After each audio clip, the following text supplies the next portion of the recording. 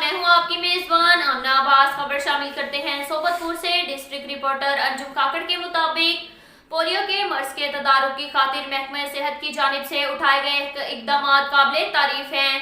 Polio vaccine मुहिम में मुकामी लोगों यूनियन कौंसल पोलियो कमेटी का इजलास BHU मोहम्मद अकबर खोसा में मुनक्किद हुआ, जिसमें कमेटी के अरकान ने भरपूर अंदाज में शिरकत की। पोलियो वैक्सीन के गुज़िश्ता राउंड का भी जायजा लिया गया।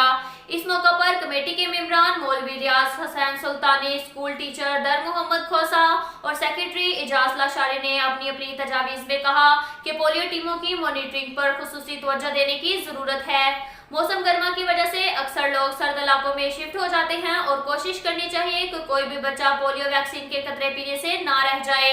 इस मौका पर polio UC chairman Mohammad Akbar Khosa ने कहा कि हर मुमकिन कोशिश करेंगे कि किसी भी इलाके में कोई भी बच्चा पोलियो के कतरे पीने से रह ना जाए। अब तक के लिए इतना ही काफी है। मिलते हैं अगले बुलेटिन में, हमारे साथ रहिएगा। अल्लाह हाफिज।